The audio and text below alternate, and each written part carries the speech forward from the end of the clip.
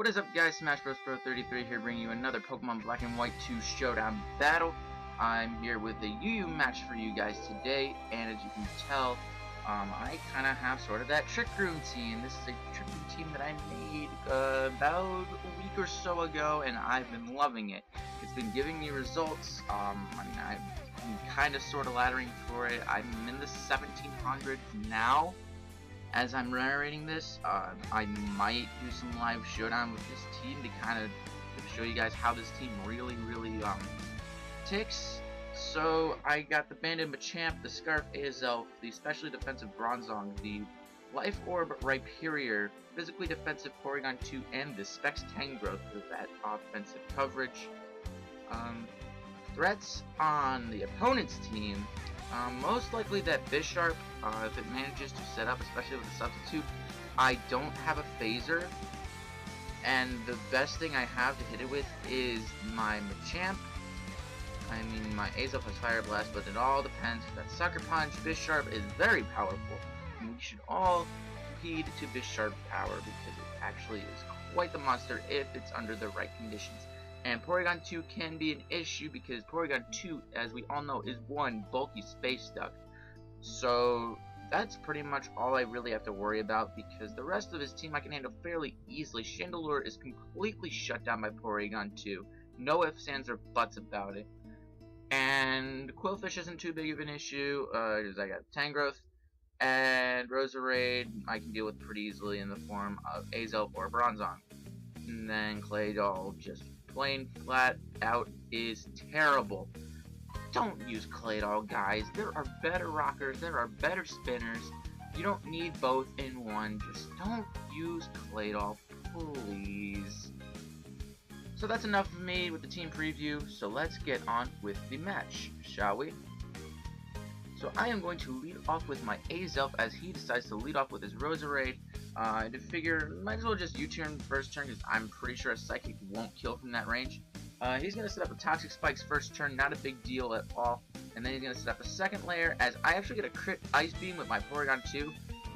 Because the crit didn't kill, I know for a fact that this is a fully specially defensive Roserade. What I'm going to do here is set up the Trick Room as he goes for Giga Drain, gets the crit. And now he's going to set up a a first layer of actual spikes. But now he's going to go into his Porygon 2. I know I can outslow it, but I really don't care. And I know my Machamp can come in and threaten it out. He goes for Thunder Wave as I switch. Either way, I would have gotten the Guts boost.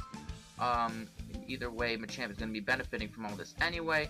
So I'm going to go for the Earthquake. I'm not sure if the crit mattered on the Quillfish because I have my Guts active, so I technically have a neutral banded Machamp. But that's that. Claydol comes in. Obviously, I want to go to Azelf, get some more momentum, go U-turn out into my Tangrowth.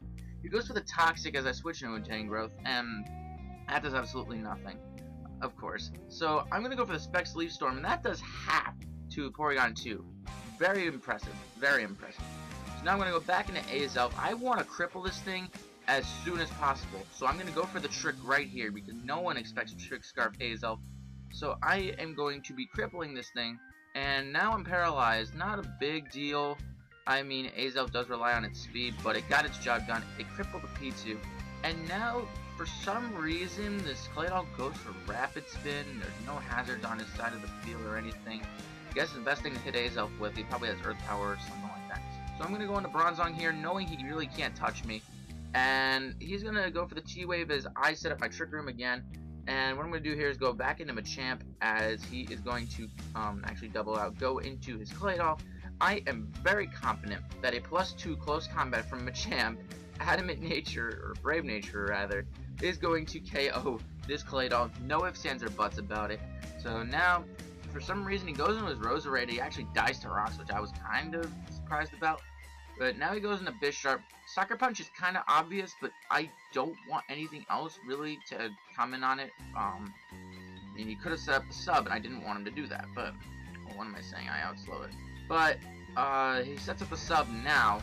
It's a little unfortunate because I mean, Leaf Storm did a lot, but he still got to set up the sub.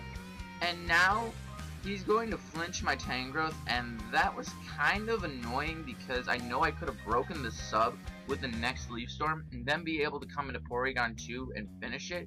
But now I have to bank on not only living this Brick Break, which I do because Porygon 2 is an absolute monster, but I also have to be able to break the sub and have my Rhyperior come in, right? So I'm in here, I set up the Trick Room. Now he goes for Sucker Punch. Obviously, actually, I should have just gone for Recover there. That was really stupid of me, but I'm going to bring in Bronzong here, and I'm going to reveal that I have Earthquake finally. And the Brick Break does, like, not even a quarter, so I'm not even worried about this Bisharp. What he's going to do here, go in his Porygon 2, and I get paralyzed. That kind of is unfortunate. And here, I make a slightly dumb play.